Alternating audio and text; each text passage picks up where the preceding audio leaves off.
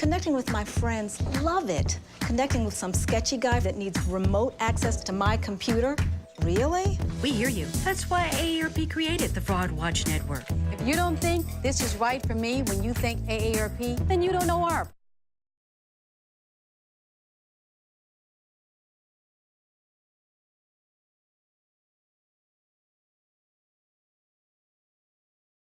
Good afternoon. My name is Charles Landry. I'm with the law firm of Fishman Haygood and have the honor of sponsoring this very important topic. I'm hoping that as a result of what you're going to learn here this year, you'll come back next year and we're going to fill the room, because this is critically important to our community, our state, and couldn't have better people involved in this topic. And again, we're very pleased to be a part of it. Just from personal privilege, Chris Tyson, Professor Christopher Tyson, was my associate, so it's really cool to see him up here instructing folks like you and me on these important topics. So would you welcome again Chris Tyson.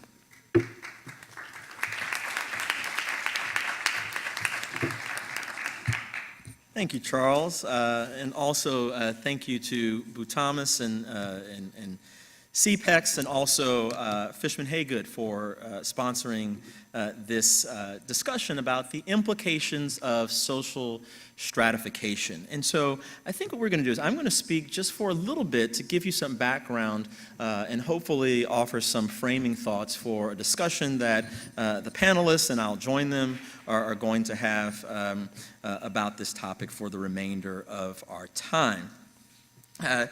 We are a community, I can think of no other time in the history of this city, and I've been here for 41 years, that we have had to take such a hard look at ourselves and confront so many challenging things that are around us, and frankly that have always been here and that we've always been aware of, but events have come together to force us to look in the mirror. And in the wake of the shootings over the summer, I had the opportunity to pen two pieces for the New York Times, which were kind of driven by my need to kind of understand and to kind of, put into some sort of, articulate some sort of understanding about what I saw happening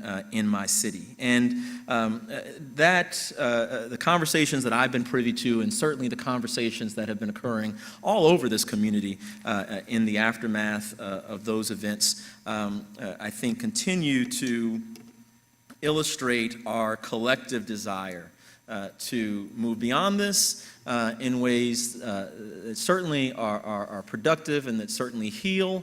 But as I have said to many people when asked, how does the community get to a point of healing? Indeed, the community probably has to hurt more, right? The community probably has to be more uncomfortable. The community probably has to suffer through some confronting things that are long overdue. I had a conversation with a gentleman, an associate, in the aftermath of the shootings, and the premise of our conversation was to, kind of have a space where we could, in friendship and goodwill, really explore these issues. And this gentleman is in his 70s, is white, very successful business person, and we had a frank conversation that it was tense in some points, but certainly at least in a spirit of understanding. And one of the things that he brought up to me is he said, well, with regards to Alton Sterling, I can't imagine what somebody would be doing, selling CDs in front of a store at midnight on a weekday. I think he was up to something else. Something else is going on because no one would do that, right? There's no market for that. And I said, but actually everybody I talked to said that this guy was CD man. And you know, I know CDP. I know people who have hustles just like that all throughout the city. And so I said, no, I take at face value that that's exactly what he was up to. And we went on, and this gentleman who had confessed a complete unfamiliarity with the neighborhoods of North Baton Rouge, with the people who live there, that he hadn't been there probably, you know, for decades, you know, back in a time where Baton Rouge was much smaller and all of us used all of the city. Since this divide that we talk about with the tale of two cities, he confessed that he didn't know anything about that area, yet he felt so confident, you know, that he knew what these communities were up to and what life was like, and the context within which certain decisions were made in these communities. And that disturbed me because I asked him, I said, how is it that you can confess such ignorance about an entire community, yet, you know, such confidence, right? And he argued me on these issues as to what's going on there. And so it really brought into focus to me that there are issues in our shared past that we don't acknowledge, and therefore we simply don't agree on those issues. And that is, I think, fundamental to the divides that we're seeing in the aftermath. And so this issue of spatial stratification, the idea that there are indeed two Baton Rouges that exist, separated by Florida Boulevard, separated by income, separated by race largely, separated by day-to-day life experience, separated by the conception of what constitutes the city, right? In either community, right? Separated by conceptions about where it is worthy to invest, where we care about the welfare of others, the places that we dare venture into, or even tell ourselves that are, you know, a part of our community. So I endeavor to, and the piece that what I want to talk about today is I had the opportunity to talk with the LSU's convening a few months ago about these issues, deals with investigating our shared racial past here in Baton Rouge. Baton Rouge is not the most studied place, right? There's not a lot written about Baton Rouge, and therefore our history tends to fall in the gaps. And even though many of us have lived this history, right? We know that these things have existed. We still have many people who say, well, I don't understand why there's this side of the city and that side of the city. And yet, if you've been here, you should know why these things exist. And so I want to briefly recount that, and hopefully we can have some conversation on that following. We know that Baton Rouge, prior to the arrival of Standard Oil, is a relatively small community. But it is one that in the 19th century thrived on its slave economy. There were actually, in the census of 1860, 4 million people of African ancestry recorded in East Baton Rouge Parish. That's 10 slaves per slave holder. And so there were small and sparse evidence of free people of color here that largely happened in New Orleans. But as emancipation comes and we see the rise of Jim Crow throughout the South, and we know how those relationships are managed and formalized in coming into the 20th century. When Standard Oil locates its oil refinery here in 1909. Baton Rouge is essentially a city of a handful of neighborhoods. Downtown, Spanish Town, Beauregard Town. Actually, I used to have a house in the Garden District, and the Garden District was the first suburban neighborhood built outside of the city limits. Think about that, right? In the span of 100 years, all of what we understand to be Baton Rouge has happened. And so It's a small city that is growing rapidly with the advent of Standard Oil and going from a small, sleepy fort town and state capital to a real city in that regard. Black life in the city's early small community is what you would expect throughout the South. In 1932, Gus Young becomes one of only 3 blacks in East Baton Rouge Parish allowed to vote. This is 1932. He was also a member of the board of directors for the local NAACP and the city's biracial community. He founded the First Ward Voters League in 1938, which was organized in what is now the Eden Park neighborhood. When the city parish government is consolidated in 1947, the parish is 32% non-white. Black residents mostly resided outside of the city limits in the Scotlandville community at that time, or in Old South Baton Rouge, which remains a concentration of black life in Baton Rouge. There were some in Easytown and in those neighborhoods around existing Capitol High School. It's actually where my mother's family, my great-grandfather, settled when he came from Mississippi. So there are sparse collections of African Americans. Most white members of the city had begun to move north in what became a mid-century period of intra-parish suburbanization. Baton Rouge expanded mostly along the Airline Highway and Plank Road corridors, and those were neighborhoods for the white working class. They were connected to the plant, which is where they worked. Middle and upper white-collar class whites tend to live around LSU, Garden District, and those areas south. But Baton Rouge is still bounded by, on the southern end, by kind of LSU, College Drive in that area. Acadian is kind of a southern, a southeastern boundary of the city at that point. Baton Rouge's black community was politically active. As many of you know, we had the first organized bus boycott of the Civil Rights era here in Baton Rouge. We know that in 1960 we had students who protested at Southern University against the edict of the State Board of Education and Felton G. Clark, who was instructed to inform all faculty and students that anyone who participated in a protest would be expelled.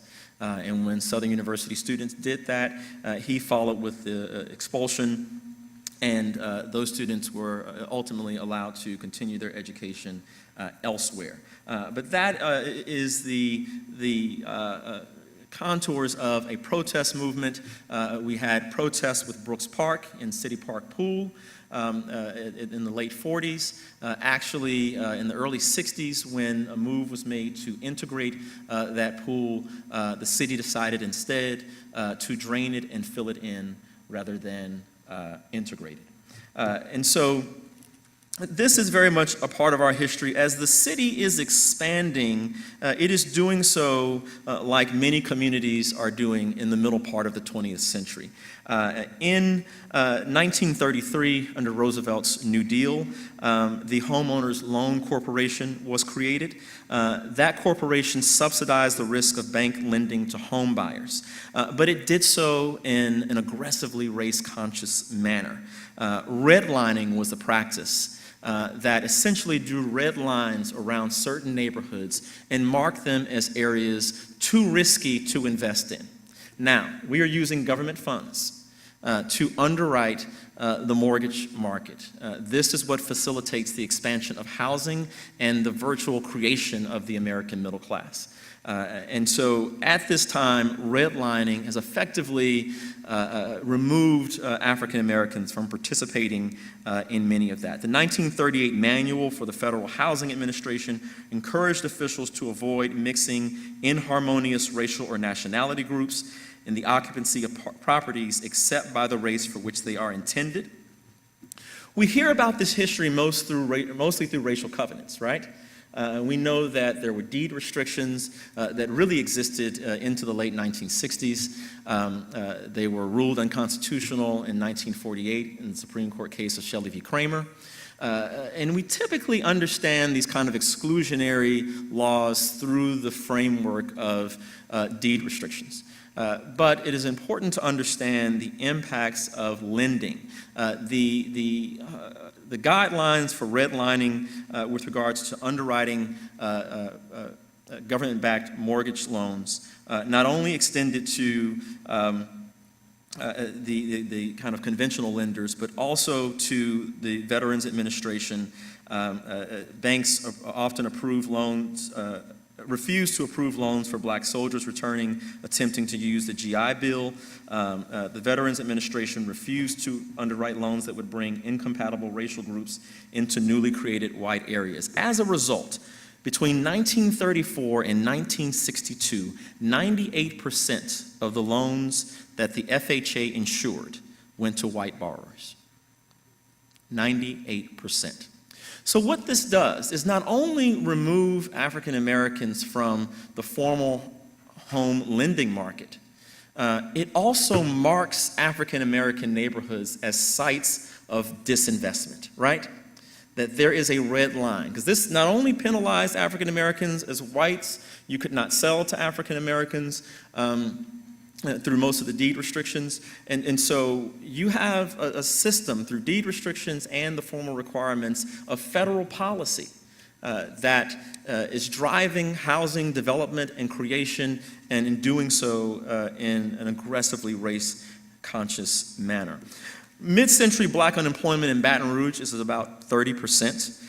Those with jobs worked for lower wages than their white counterparts. On top of that, redlining virtually destroyed the possibility of investment wherever black people lived.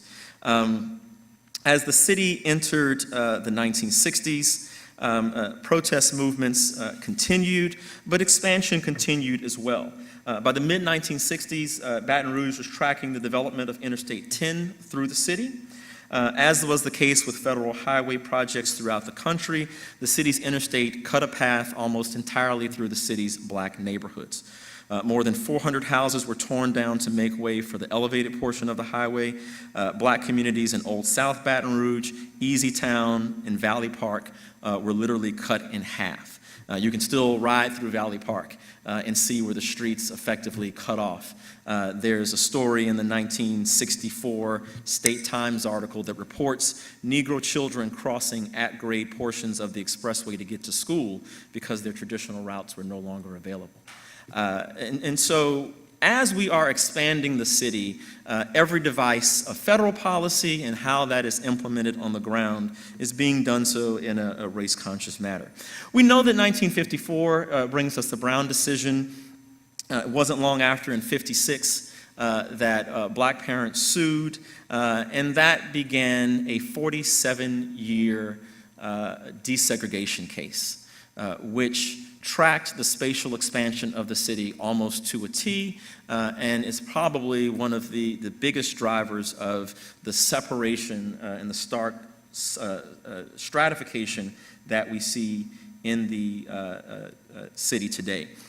We know that throughout the 60s, the school board, in conjunction with the biracial committee, pursued a number of approaches to trying to deal with the Brown decision without dealing with the Brown decision. They were all voluntary measures that were all ultimately deemed unconstitutional. And when Judge John Parker took over the case in 1981, he decided indeed that the school board had been operating a dual system in violation of Brown.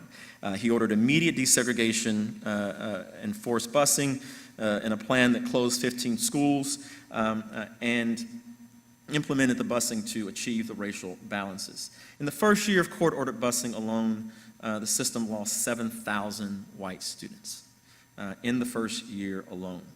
Private schools have been growing in Baton Rouge since the 1960s.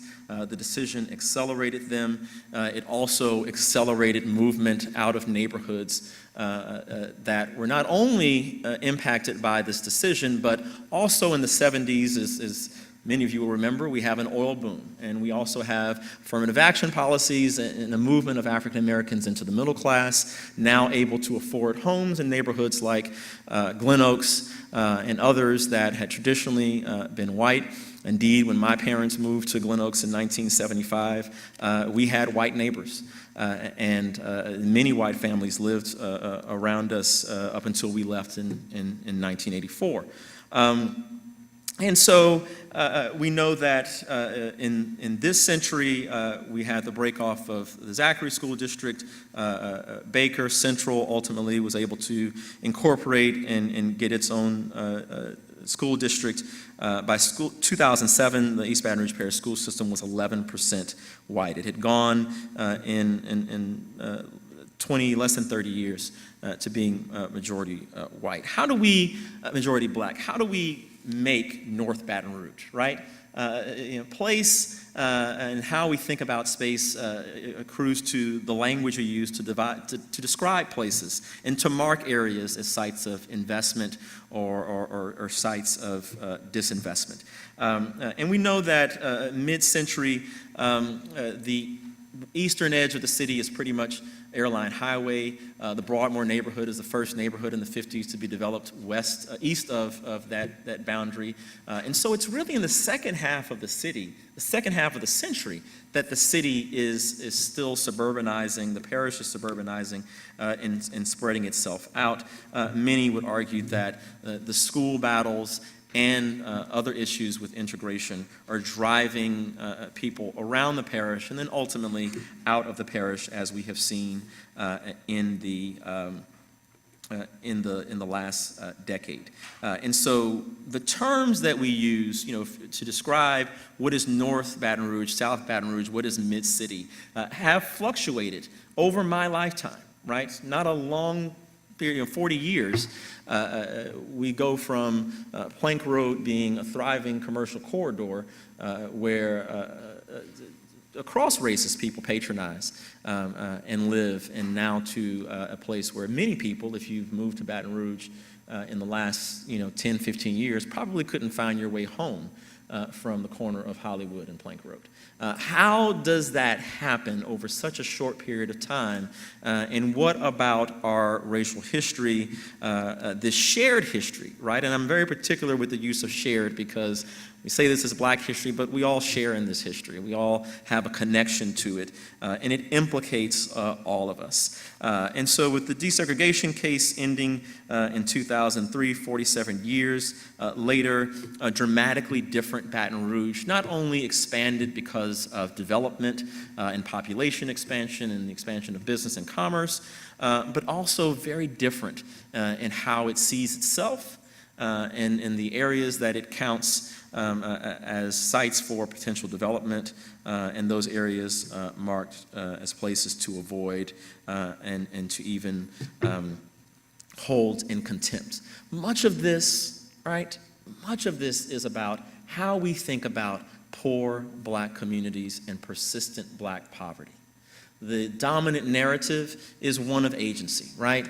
People brought it upon themselves. Look at their decisions. Look at their behaviors. I justify my contempt. I justify my disengagement.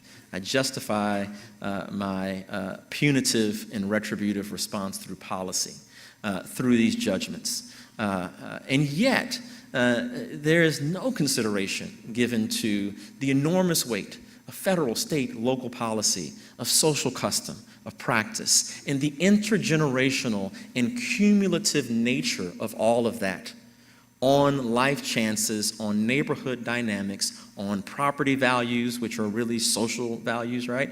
And how we think about the neighborhoods and the people who live there. And so taking account, I believe, of the weight of this history, again, its intergenerational and cumulative nature, is the only way we get past this point. Because if anything we have learned from the summer is that there is no North Baton Rouge and South Baton Rouge that has any kind of coherent or consequential meaning as a construct for us to decide how we live our lives in the city and what we pay attention to. There's only one Baton Rouge. and we will rise and fall depending upon the fate of the least of these. And so it is important that our understanding, right, of how we get here is historically accurate, is sufficiently rigorous, right, and engages in an honest reckoning with this shared and fairly recent and available history. So with that, I'll yield to the panelists and look forward to the discussion and, of course, your input as well.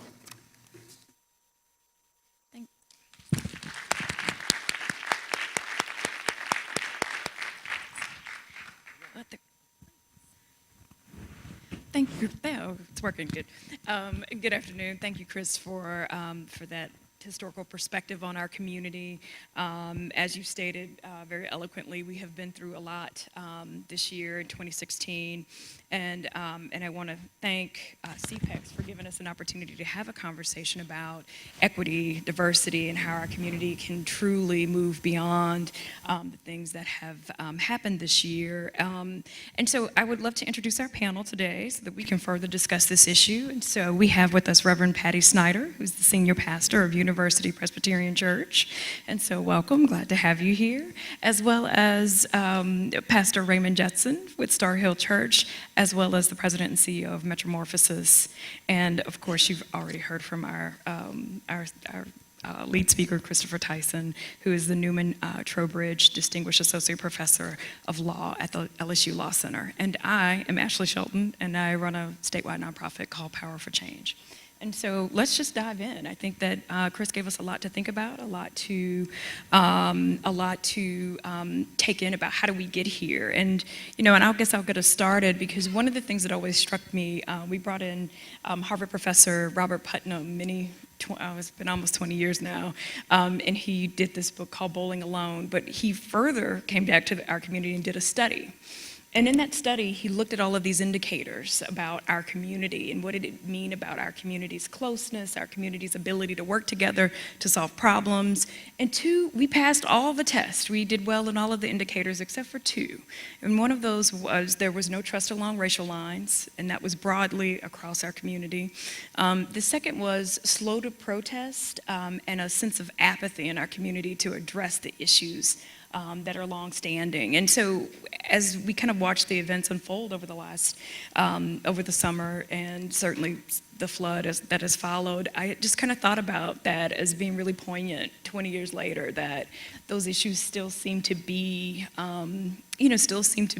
really true about what's our community and what's happening. And so, I would love to just open the floor to kind of have a conversation about where do we go from here? What are those strategies that are going to help our community heal, help our community move forward, but then also to do the work? And I think that one of the things that we've had many conversations in this community about how do we do that, but I think that we have not gotten to that work. And I think that we've got a distinguished panel here today to kind of help us really think about how do we define what that work is, and what are those strategies, and how can all of us here in this room participate in healing and growing our community? Well, when I first think about the work we have to do, I think there's different levels of work and different types of work. One piece of that work, I think, has to do with being honest with one another and having, as you said, Chris, difficult conversations. It's going to get harder before it gets easier. And that requires honesty, and that requires humility. And neither of those things is necessarily easy for human beings to do with one another. And I think those conversations have to happen among people of color and the white community together. There's some ways that's happening in our city that I find encouraging. But we're not there, clearly. But the other conversation that I've become increasingly compelled by and sobered by is the importance of the white community having conversations about our own privilege. There's some really great stuff out there. One of the books that I've been really engaging in recently is entitled Waking Up White, and it talks about the realities of white privilege, and both from a historical standpoint as well as a personal story.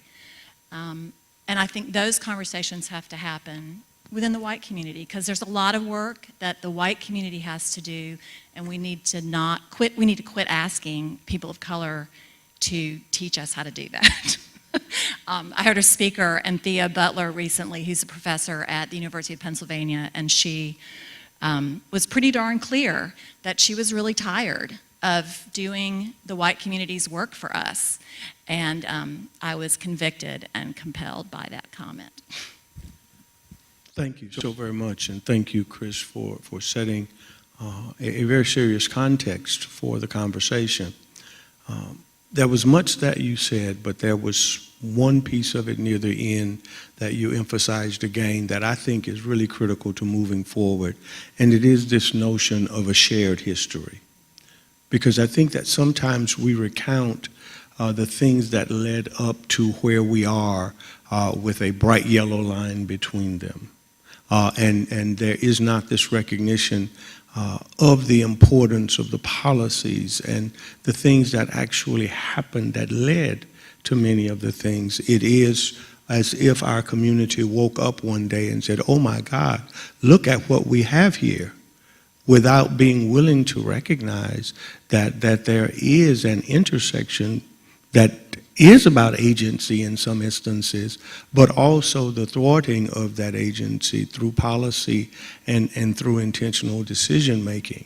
And being able to have that conversation without becoming accusatory or defensive or declaring that it is either a total failure of institutions or a total lack of responsibility of individuals, but that in fact there are a set of events that have led. And until there is an acknowledgement that there is a part of this community that has been undervalued, marginalized, and in the minds of many, neglected, until there is a willingness to acknowledge that. And I've had, likewise, over the last few months, a number of conversations, and it's almost painful for people to acknowledge that.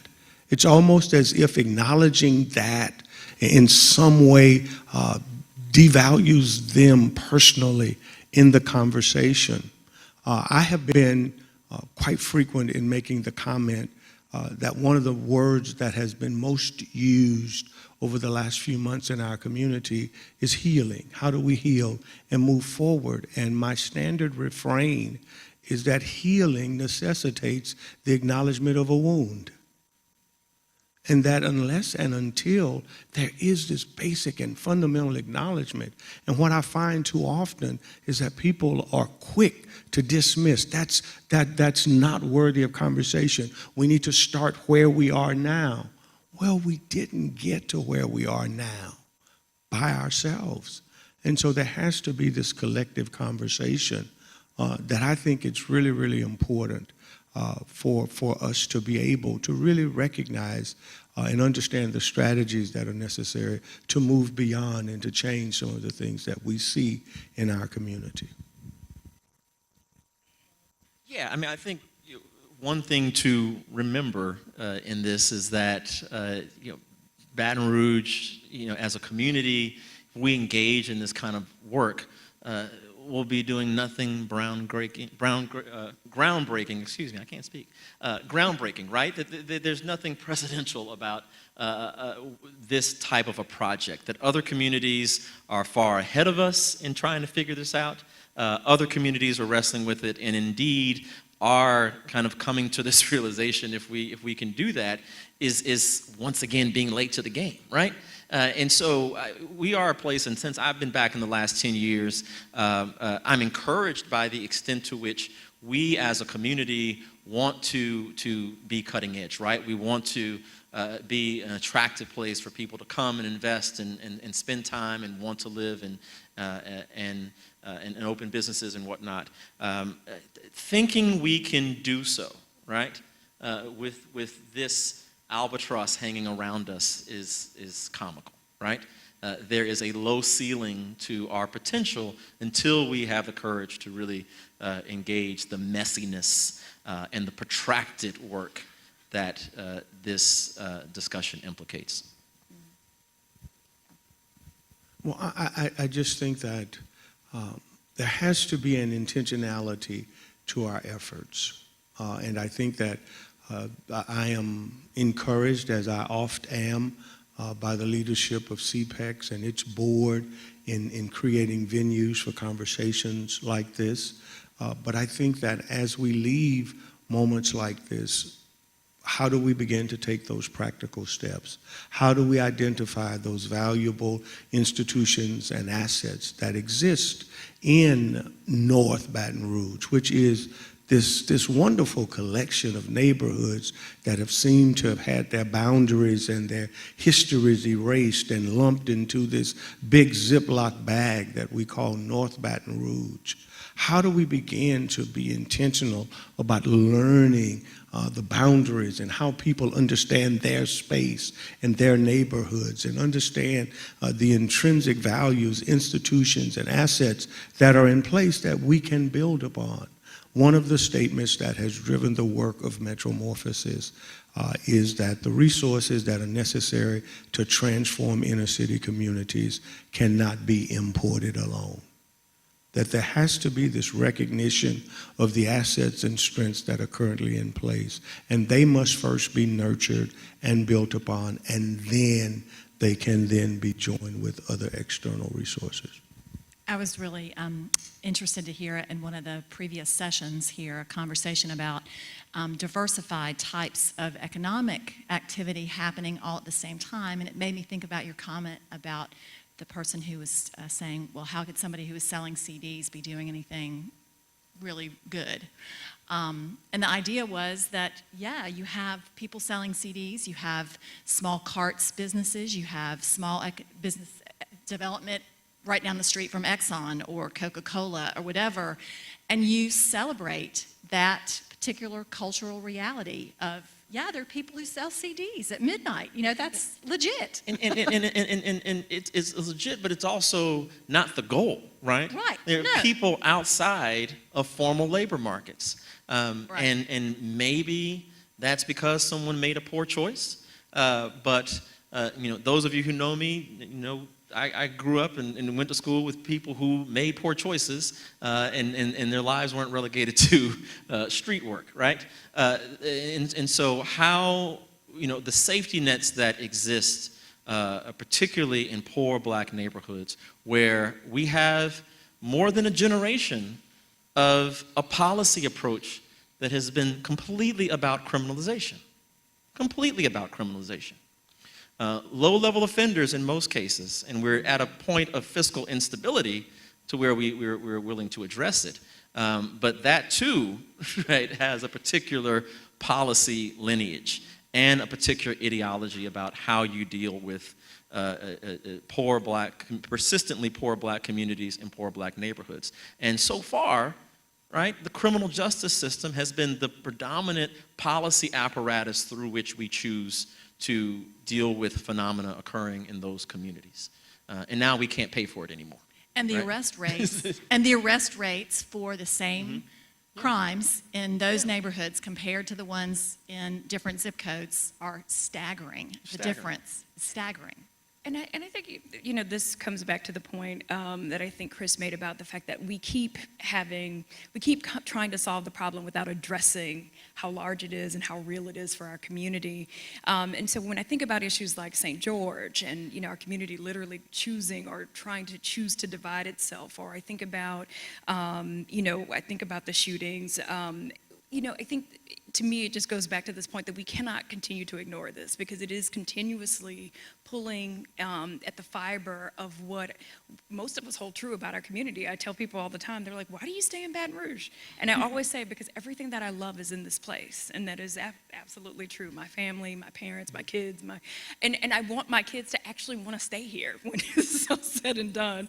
But I think that what I'm clear about, though, is that work is very real, and that our community community is going to continue to see it at all levels of government, whether it's St. George or, even as we go through this flood. I think that there's some realities about what we're going to have to do as community in terms of coming together from a policy perspective. And so for me, I really kind of want to dig into, like, what are some of the, what are those strategies and what does that work? And and we keep seeing in our community time and time again that until we address it, it's going to keep popping up as a St. George initiative or the overcriminalization of African American neighborhoods in Baton Rouge. And so what are some thoughts about the active ways that we can address that? I think that we have to be able to operate on parallel tracks, that there are multiple things that can occur simultaneously that are critical. I think that we must continue the very difficult and challenging work around how we relate to one another, the absence of trust and relationship amongst one another. I think that we need to unpack that shared history in ways that acknowledge the consequence of today, while at the same time talking about the very real concrete opportunities for investment, for revitalization, that includes the very people who are living in the midst of the residue of short, albeit time span of decision making that has contributed in part to the reality. And so I think that at least it is a dual track. We have to deal with the earnest issues of lack of trust and division that exist, but we can't become so preoccupied with our relation that we ignore the opportunities for real investment in the infrastructure, in attempting to create a density sufficient to create economy in communities in the urban core. And I guess I would say that I see those two tracks as very much related to one another, because unless you build those kinds of trusts, you're not going to be able to work together on the other issue. You're not going to be able to move forward.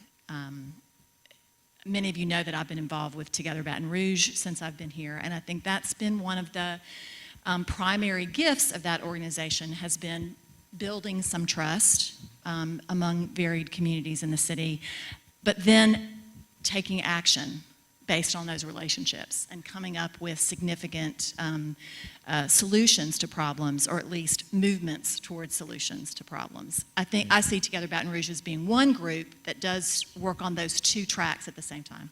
I would absolutely agree that Together Baton Rouge is one of the gems of our communities. I think very highly of it.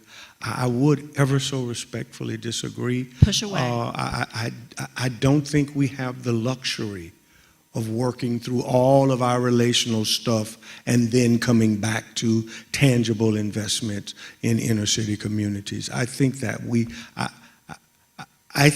have to acknowledge, if necessary, our distrust, but nevertheless begin to talk about how we begin to plant and seed things that are catalytic in their impact in inner city communities. I don't see those two, the trust and the action, as sequential. I see them as concurrent. You build on the relationship, and then the relationship deepens because you're working on hard things together. That's how trust develops, because you have hard conversations, you have ideas that you try to put into action, and then the trust develops. At least that's my experience.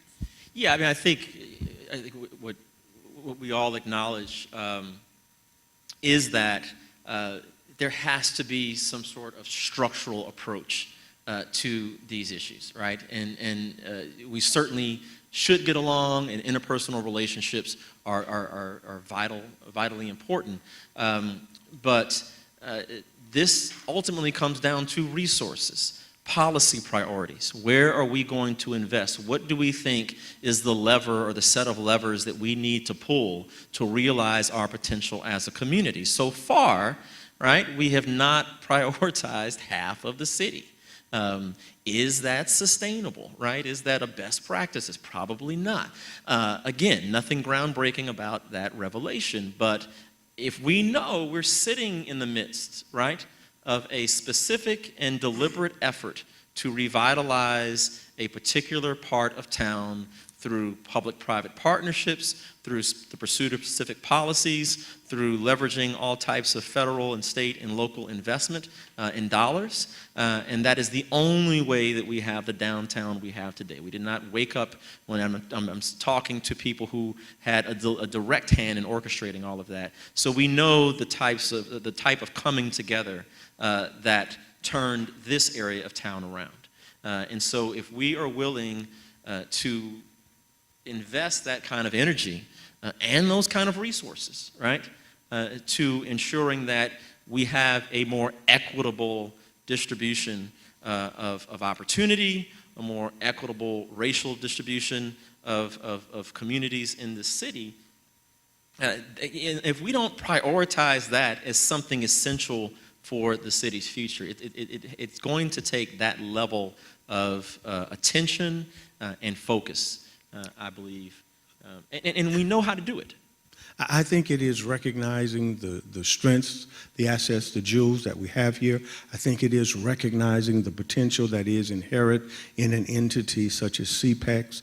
I think it is recognizing the unrealized potential in an entity such as the Redevelopment Authority and its potential to change the very fabric of life in communities. I think that it is being very intentional about the leadership and supporting the Office of Community Development and making certain that those entities are active and equipped to participate. But I also think that it is about doing things that engage people in a real and authentic way, that allow them to become participants in their own destiny, in their own change. I sat in the presentation yesterday, and the gentleman from Memphis, I believe, who talked about 6 things that happened in Memphis that were at the street level, that were at the neighborhood level, that had the effect of beginning to attract investment from government and from other resources. But these were things that began in communities with people walking out into their neighborhoods and saying, we're going to paint this crosswalk differently. We're going to do this and other things. And so I think that it is that level of intentionality that has to be in place while we are reckoning with some of the other troubling and complex issues that stifle us when we start thinking in terms of how do we change the course of Western civilization. Well, yeah, and those small movements, those small moments build together and create synergy for a movement that can last and be more sustainable. Yeah. And to your point about, doing others' work for them, the vignette that I shared at the beginning of my talk was very difficult because, and I obviously gave you a truncated view of it, but, I had to ask the question, why don't you know this? How is it possible that you and I have shared the same space, right? And not the same time, but the same actual space, and there's so much that you either have zero intellectual curiosity about, right? or have just been able to move through life blind to. What is that about? Does that give you pause? Does that wake you up at night and say, hey, I'm trying to think about how to grow a business in a city and be a part of a community and be a citizen, and maybe there's some blind spots in my perspective that, insanity is doing the same thing over and over again, right? Maybe I need to, and if that's not happening, why is that, and what is the obstacle in the path for people? I encountered this. Some of you may know. I had the opportunity to work on transit issues many years ago, and I would encounter people who felt very passionate against transit, and they would tell me and say, "Look, I don't. Those people don't. I don't." And it was always about people. It wasn't about buses. They would tell on themselves, right? It's about people. And I'm like, where do you think people you think they're riding around to go rob you? Or what is it you think that people are hopping on buses to do but to go to work, right? And where else you tell me about, and they'll say, I want light rail, and until you get light rail, I want to do that. And I'm like, well, you can get in line with all the other communities who want light rail and convince the federal government to give you the 80% of the dollars to do that. And guess what? You don't qualify. You don't even begin to qualify because we as a community at that time didn't even have a dedicated funding source for the transit system, and still have a ways to go in committing to that kind of public infrastructure to warrant the type of federal investment that other communities get to not only improve transit, but a host of other infrastructure things which create the preconditions for economic growth and investment, right? So there is, a chain of events that I don't think as a community we fully appreciate, or we're willing to cut off our nose to spite our face. One of the two is the case, right? And we have to have an honest reckoning about that. Well, we've got a few more minutes, and so one of the things that kind of struck me following the floods is that we're going to embark on a very large planning process, as did New Orleans following Katrina, as we try to put our community back together. And I think that this particular conversation, and even as we've seen kind of flood, the recovery process unfold, and thinking about how our community is divided between North and South Baton Rouge, it seems to me that there's a moment, right, even within the planning following these storms, to really do some of that work. And to kind of think through that, because we have all the tools that we need. And I think, to Chris's point, we know how to do this. We've studied it. We've got the data. I remember we released the Human Development Report after Katrina that basically, out of the entire state of Louisiana, one of the most significant, anomalies that came out of that report was that Baton Rouge was a city that could both hold the best and the worst quality of life. Yeah, it's the best and the worst place to live. And I think that, we know what we know about our community. And so how do we begin to start thinking about, as we move forward through the recovery, as our community faces the verdict of following the Alton Sterling shooting, as we think about these things that I think give all of us pause and anxiety and many other words that come to mind. But I just, what are some thoughts about, as we kind of move into these processes, how we should be thinking about guiding ourselves, opening ourselves up to be thoughtful in those processes, and trying to understand the way others in our community feel, because I shared with Pastor earlier that I don't live in North Baton Rouge, but I certainly am raising a 14-year-old African-American boy who is 6'2" already, wears a size 12 shoe, and we had a whole family discussion about, can I call the police if something's happening to me in my own home?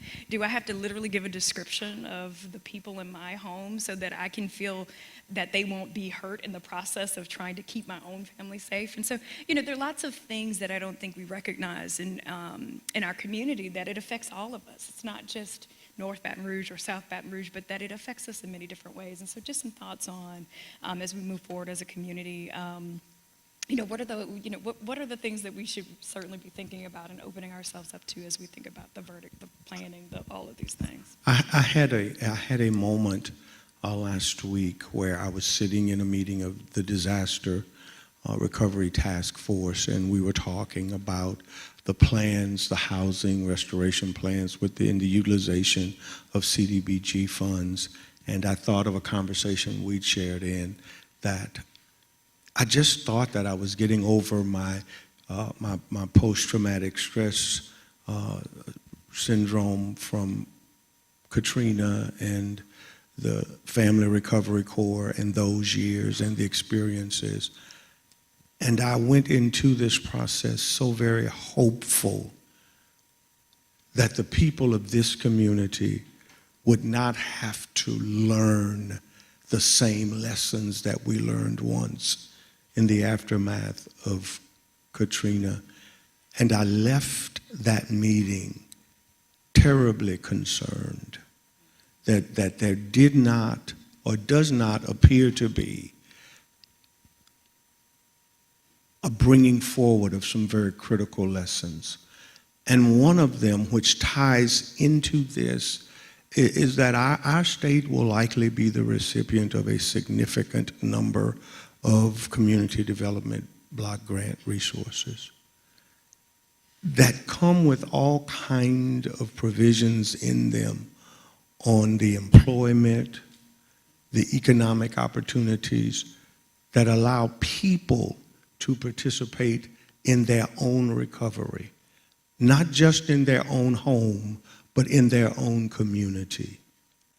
And my prayer is that as we seek to restore our community in the aftermath of the storm, that we will maximize the use and that there will be some shared recognition that there's something therapeutic about being a part of the return and the restoration of your community. And that federal policies that say, make certain that you hire the low-income individuals, that you look for businesses, and that there's an expectation that a part of these funds would be used for that purpose, would not be vilified, but would be viewed as opportunities to build and strengthen the infrastructure of this entire community and allow us to heal together at the same time. That is my hope, and that is what I think is a tremendous opportunity that is before us. Amen. I'll speak from my own, my theological language, which we share. Yeah, and I don't think it's much to add to that. We are obviously in the midst of regime change, and that offers its own set of opportunities and possibilities that we should be very intentional and very serious about, regardless of who is mayor president come January. We have to have a comprehensive urban strategy for the development of this city. One that is holistic, one that is cutting edge, one that is not afraid to deal with some of the political issues that Pastor Jetson rightly highlights as impediments, right? At the end of the day, we despite every statistic that says that minority businesses tend to employ more minority persons, right? There is a hostility to developing minority business. There just is. There long has been. And we have to be able to talk about that. Every data point, for those who need to rationalize it, right, says that this is one lever you can pull to bring stability to distressed neighborhoods and to reverse the tide of a lack of wealth building, of a lack of economic stability in neighborhoods and households, if you choose to pursue it. Baton Rouge and everybody else will continue to pursue it and at least be ahead of us in many indicators, and we'll stay behind and knock our head on the wall as to why it is the case, but we won't take advantage of some of the low-hanging fruit that we have, examples that we have about what some things that you can do because of some of our politics. And so we've got to be honest about that. So the regime change offers a real opportunity to say, hey, we can do something big and we can do something path-breaking and we can be the place that people, get groups to hop on planes and come to visit to figure out how they did that, right? We can be that place, or we can continue to fly around Or we cannot be that place. and ask, how did you do that? And say, oh, they did this 30 years ago, we should do this now. No, we can set the mold, but it's a decision for us to make. Well, I want you to join me in thanking our panelists today for a very robust conversation. And I don't think we left any time for questions, but just want to thank everybody here for this conversation, and thank you for joining us today. And I think that there is a reception that follows, and so thank everyone for being here. Oh, sorry. Yeah. Thank you. You did great. So would you join me again in thanking this panel very, very much? And I think we've all been given a challenge about, even if you're not from Baton Rouge, each of you have the very same issues, the very same problems in your community. So I, for one, am going to accept the challenge to figure out what can I do. And I think that is the one thing we can walk away from here with. So let's please join me in committing